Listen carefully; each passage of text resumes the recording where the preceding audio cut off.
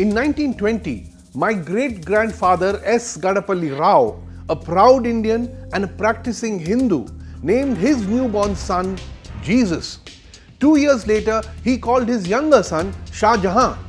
If social media had been there then, judged by today's standards, my great-granddad would have been trolled for being a secular libtard and anti-national, and FIR would have accused him of hurting Hindu sentiments. But in fact, no such thing happened. ये जो India है ना, 100 साल पहले secular था, but today, I don't know. A few days ago, soon after Tanishq withdrew its interfaith marriage ad, the Quint published a cartoon supporting interfaith marriages, saying that India's constitution allowed it, so why the trolling? Sadly, we got intolerant comments from Hindus and Muslims both. Harshit_ said, क्या कर लोगे Quint वालों, नहीं कबूल मुझे Hindu-Muslim marriage. While Mux.Khaliq said, why do Muslim men and women need to marry a non-Muslim? There were sane secular comments too. Kavita_V31 said, religions are dividing and destroying us. I'm a human first. Pinni.Mehta said, it pains me to see where my India is going. When law professor Samina Dalwai shared a video on the Quint about being the child of an interfaith marriage. So who are all of these people who are objecting to my India? Who are you? She also got hate in response. Shankar Pillai wrote, if you are happy with your life, good for you, now shut up. Pranay Nandan wrote, she doesn't know what Islam did to India, does she know about Love-Jihad? Again, there were those who loved her video. Mumbai_Shakti, I cried after watching this video, thanks for speaking up for a secular India. Anandita_CH, Samina is an embodiment of the true ethos of India. But what's my point? My point is, 2020 में हम सबको क्या यही topic मिला है debate करने के लिए? Don't we look immature, silly, directionless as a society, as a country, throwing galis at each other over the issue of interfaith marriages in this day and age? Author and social commentator Natasha Badwar, writing about her own interfaith marriage for the Quint, says, technically we are in 2020, but our consciousness, moral compass and collective humanity has regressed by centuries. She says, the hate against the Tanishq ad isn't an isolated event. The witch hunt of Riya Chakravarti after Sushant Singh Rajput's death, the targeting of the HATHRAS gang rape victim's family, the selective arrests of anti-CAA protesters under UAPA for the Northeast Delhi violence is part of a massive wave of hate that is polarizing us all even more on caste, religion, region, gender and class lines at a time when we should be having other priorities. What are the priorities? COVID-19 and the economy. This cartoon by Manjul says it well. Where once upon a time Bangladeshis crossed the border into India for a better life, now it could be the other way round. Why? Because in per capita income, Bangladesh has overtaken India.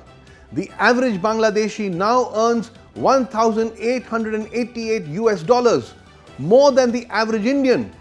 And please note, just 6 years ago, the year Modi came to power, Bangladesh's per capita income was just $1,118, and we were at $1,610. While we focused on mob lynching, caste violence, acid attacks, hate speeches, Bangladesh also went ahead of us in life expectancy, infant mortality, even the percentage of working women. Okay, let's look at Corona. Yes, at last the number of active cases is declining, the number of new cases and daily deaths is dropping. But before we congratulate ourselves, we should ask the families of 1,20,000 people killed by Corona if our government did a good job. They will tell the government to stop bragging about a low death rate. If you must compare, then compare India with other Asian countries with similar dense populations, similar climate, similar health infrastructure, and you will see that while India's death rate is over 80 per 1 million people, in Bangladesh it is just 34. Indonesia 46, Pakistan 30, Nepal 25, Japan 13, Malaysia just 6 deaths per million, Thailand 0.8, Vietnam 0.4. Vietnam is a country of 97 million people, while Karnataka has just 67 million people.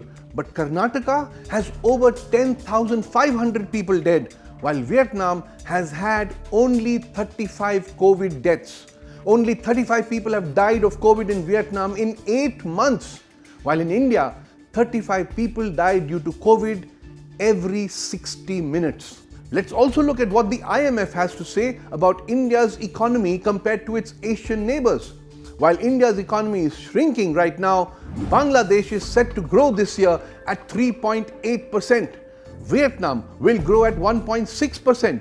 Yes, Pakistan, Indonesia, Malaysia, Thailand, they will show negative growth, but India will fare the worst with a negative growth of minus 10.3%.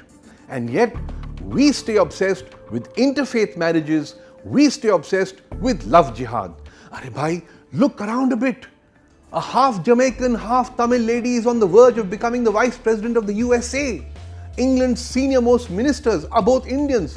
Rishi Sunak is Finance Minister. Preeti Patel is England's Home Minister. Canada has a Sikh Defence Minister, Harjit Sajjan. The French football team is almost entirely made up of African origin players. The most common name in Denmark today is Mohammed.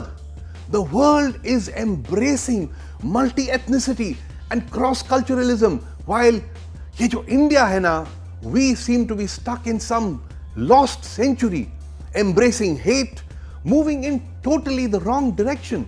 And I don't know why. Why can't we be like Samina Dalwai, whose mother was a Saraswat Brahmin, whose father was a Konkan Muslim, whose brother married a Chinese girl from Hainan, who married a Telangana Reddy herself, who along with her 2 biological children also has an adopted daughter from Nagaland. Ye jo India hai na, why can't it be like Samina Dalwai?